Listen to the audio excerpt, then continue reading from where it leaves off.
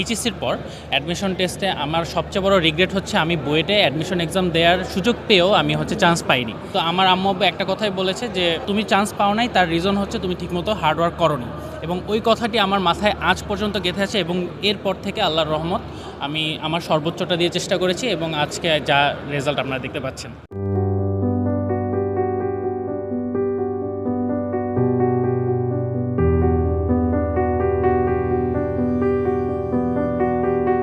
সত্যি বলতে একটু নার্ভাস, কারণ লাইফে বলতে গেলে one of the best achievement এটা আমার লাইফের। অ্যাকাডেমিক্যালি আমি কখনো খুবই শাইনিং স্টুডেন্ট ছিলাম না, অ্যান্ড আমি বলতে গেলে সহজভাবে বলতে গেলে আমি একজন ফেইলার ছিলাম, অ্যান্ড সেখান থেকে ঘুরে দাঁড়ানোটা আমার জন্য সহজ ছিল না। তবে আল্লাহর কাছে কৃতজ্ঞ, আমার আম্মু আমার আব্বু তাদের কনস্ট্যান্ট সাপোর্ট, আমার ওয়াইফ তার কনস্ট্যান্ট সাপোর্টের কারণে আমি আজকে পর্যন্ত আসতে পেরেছি।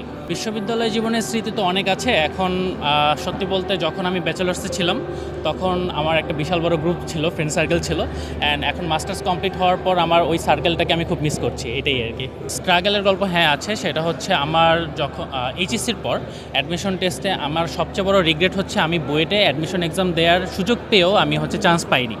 কিন্তু ওই সময়ে মোস্ট অফ দ্য স্টুডেন্ট যেটা করে ভেঙে পড়ে, কিন্তু আমার আম্মু আব্বু একটা কথাই বলেছে যে ভেঙে না পড়ে তুমি চান্স পাও নাই, তার রিজন হচ্ছে তুমি ঠিকমতো হার্ডওয়ার্ক করোনি। এবং ওই কথাটি আমার মাথায় আজ পর্যন্ত গেঁথে আছে এবং এরপর থেকে আল্লাহর রহমত আমি আমার সর্বোচ্চটা দিয়ে চেষ্টা করেছি এবং আজকে যা রেজাল্ট আপনারা দেখতে পাচ্ছেন। সত্যি বলতে আমাদের বাংলাদেশে একটা স্টেরিওটাইপ আছে যে পাবলিক মানেই ভালো, প্রাইভেট মানেই ভালো না। হ্যাঁ, এটা হচ্ছে আপনি যদি আজ থেকে 10-20 বছর আগের কথা চিন্তা করেন, ইট ওয়াজ প্রাইভেট তখন নতুন মাত্র ইমার্জ করতেছিল, কিন্তু এখন প্রাইভেটের অবস্থা সত্যি বলতে খুবই ভালো। অ্যান্ড আমাদের ফ্যাকাল্টি, আমাদের সব প্রত্যেকজন টিচারই খুবই বিশ্বমানের, অ্যান্ড সবারই ওয়ার্ল্ডের টপ ইউনিভার্সিটি থেকে পিএইচডি কমপ্লিট করা প্রফেসর। সো আমি মনে করছি যে আমি একজন সরকারি বিশ্ববিদ্যালয়ের স্টুডেন্ট যেটা পাচ্ছে, আমরা সিমিলার এক্সপিরিয়েন্সই করছি এখানে। সো আমরা এখানে মিস আউট করছি না কোনো কিছু। বাবা মার উদ্দেশ্যে যদি বলতে চাই, আম্মু আব্বু, আই লাভ ইউ বোথ।